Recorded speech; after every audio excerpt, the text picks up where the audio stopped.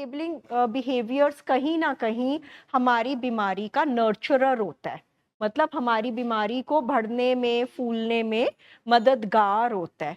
Intentions अच्छी थी, enabling करी, बट उसका रिजल्ट नहीं आया। फिर मैं हमेशा कहती हूँ कि हमारा दिल टूटता है, फिर हमें गुस्सा भी आता है, रिजेंटमेंट भी आती है, तो हमारे अंदर ना एक नेगेटिव एनर्जी बढ़ती है। प्रोवोकिंग, किसी की बेइज्जती करना, जाहिर करना, गुस्सा वैसे हमें एनर्जाइज कर देता है। गुस्सा, anger is a very powerful emotion. जैसे लव है ना बहुत पावरफुल, उसी तरह एंगर है। बट अगर एंगर को करेक्ट वे में ना यूज करा जाए तो it can be very destructive. In the same way जैसे लव है, love can also be very destructive. Enabling क्या है? Love, very destructive. उसी तरह गुस्सा है, एंगर हमारे अंदर एंडलेस एनर्जी भर देता है। ठीक है, पर वो एंडलेस एनर्जी अब किस लिए है? गुस्सा आया तो इसलिए था कि मेरे साथ कुछ गलत हुआ है, मेरे को ये एहसास दिलाने के लिए कि कुछ गलत हुआ है। अब उसको एक्सप्रेस कैसे किया गया? हमारे घरों में कैसे एक्सप्रेस करते हैं? हम दुनिया की बात नहीं कर रहे, वी आर 20% फैमिलीज, ठीक है, हम उनकी बात कर रहे हैं। हमारे घरों में गुस्सा, डिसरिस्पेक्ट, अपने बच्चे को, अपने लव्ड वन को कर्स करना, उसको लानते पानी कि तू होता ही नहीं, तेरी बजाय मेरे को बेटी हो जाती, बच्चा होता ही नहीं। I always share in my meetings कि हम सब यहाँ पे ना एक डेथ विश के साथ आते हैं।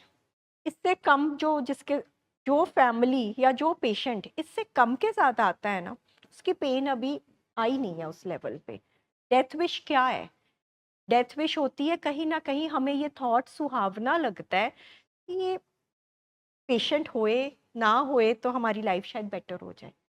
हम इतना थक जाते हैं, it is even painful to say, but हम सबके अंदर सबकॉन्शियस में ये चल रहा होता है, क्योंकि ये बीमारी इतनी थकाने वाली है, इतनी हमें फेडअप कर देती है ये बीमारी कि हमारा सिक ब्रेन भी हमें ये थॉट दे के राहत देता है कि शायद ये ना होए ना तो शायद हमारी लाइफ बेटर हो जाए।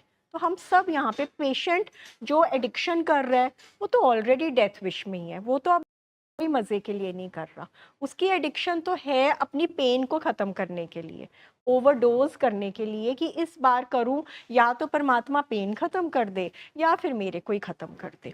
और वही सेम थॉट फैमिली का चल रहा है कि परमात्मा या तो इसको खत्म कर दे या फिर इसको ठीक कर दे, है ना। इससे कम नहीं हम मांग रहे, या तो इसको ले ले या फिर इसको ठीक कर दे।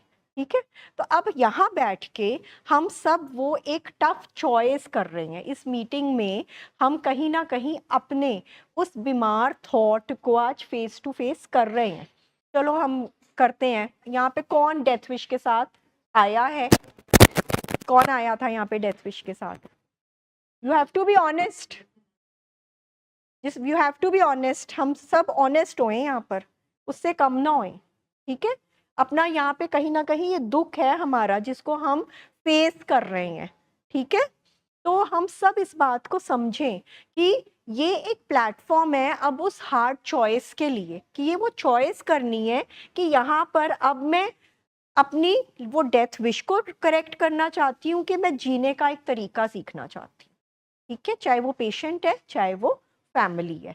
हमने अब एनेबलिंग और प्रोवोकिंग तो समझ लिया, जो कि हमारे घरों में कॉमन है, जो कि हमारे घरों में नॉर्मल है, जो कि हमारे घर में ओनली बिहेवियर है, या एनेबलिंग या प्रोवोकिंग, या एनेबलिंग या प्रोवोकिंग, उसके अलावा हमारे घरों में कुछ नहीं चल रहा।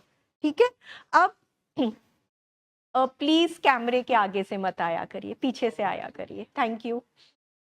अब हम सब आज यहाँ पर अगर एनेबलिंग नहीं करनी, आप सबका क्वेश्चन होना चाहिए ना फैमिलीज का, कि अगर एनेबलिंग नहीं करनी, प्रोवोकिंग नहीं करनी तो क्या करना?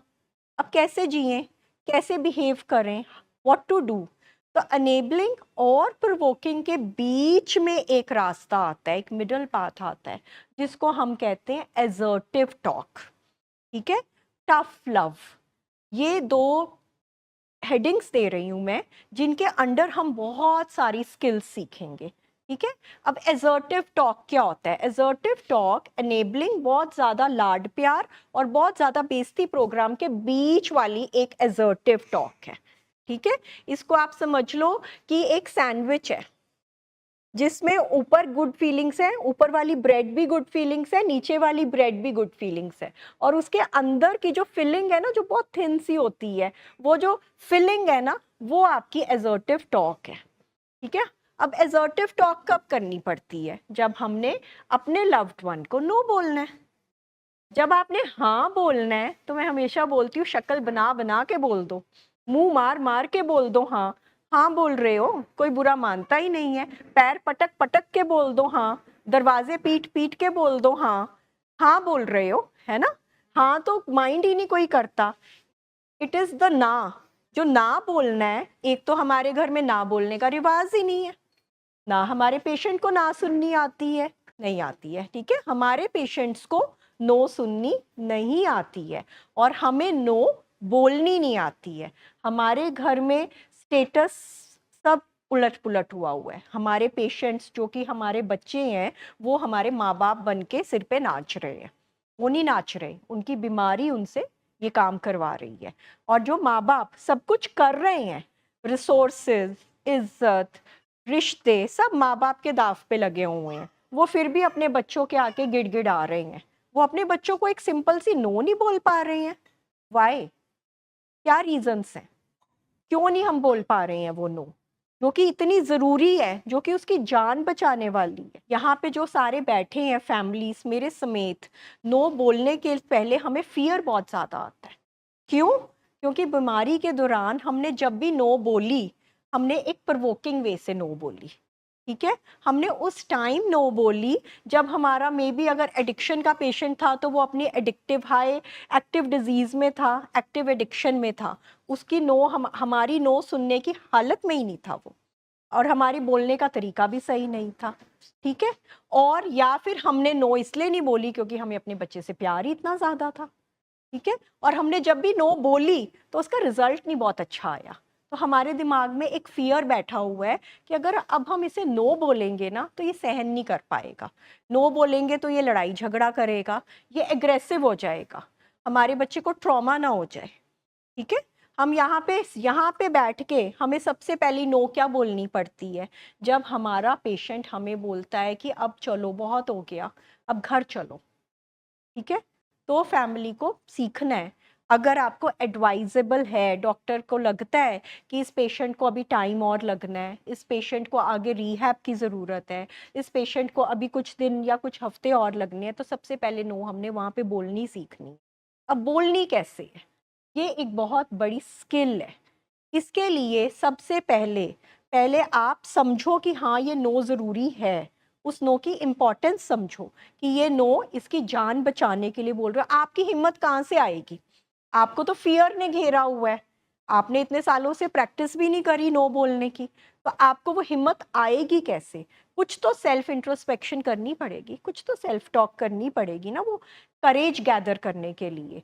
तो सबसे पहला थॉट है कि इसकी जान बचाने के लिए मुझे नो बोलना पड़ेगा। हम सब ने तो बोला था बचपन में, जब वो उसको इंजेक्शंस लगवाए थे, जब उसको पहले दिन प्ले ग्रुप छोड़कर आए थे, कितना रो रहा था हमारा बच्चा, पर हम उसे नो बोल के अपने आप को मनाकर चले गए थे ना, and everything fail into place. ऐसा नहीं था कि कोई हमारे बच्चे को ट्रॉमा हो गया, या जहाँ जहाँ हमने उसके फायदे के लिए नो बोला, अब क्या हो गया? ये बीमारी की चाल है ना कि अब हम नो बोलना भूल गए हैं, जबकि a no no is a complete sentence. हम कैसे भूल गए? A no no is a complete sentence. अब उसको बोलने के लिए हमें सबसे पहले अपने आप को स्टेबल करना है, पहले अपने आप को एक गुड इनफ रीजन देना है। यहाँ पे बैठे हर इंसान का गुड इनफ रीजन है to save my childs, my loved ones life. मेरे को अगर आज नो बोलना पड़ रहा है तो मैं अपने लव्ड वन की लाइफ बचाने के लिए बोल रही हूँ या बोल रहा हूँ। उसके बाद सबसे पहले स्टेबल होना है। ठीक है, अगर दिल में लग रहा है कि इस टाइम पे मैं बहुत परेशान हूँ, मेरे से नहीं बोला जा रहा, थोड़ा सा स्टेबल हो जाओ, कुछ पानी पी लो, कुछ अपनी डीप ब्रीदिंग कर लो, क्योंकि बहुत कियोटिक, बहुत ज़्यादा परेशानी में जब नो बोलोगे ना, हमारे पेशेंट की बीमारी भांप जाती है। हमारे पेशेंट की बीमारी हमारी, जब हम हेजिटेंट हो जाते हैं, जब हम परेशान हो जाते हैं ना, बीमारी आपको अटैक करेगी, वहाँ से बीमारी आपको प्रोवोकिंग में लेकर आएगी। ठीक है?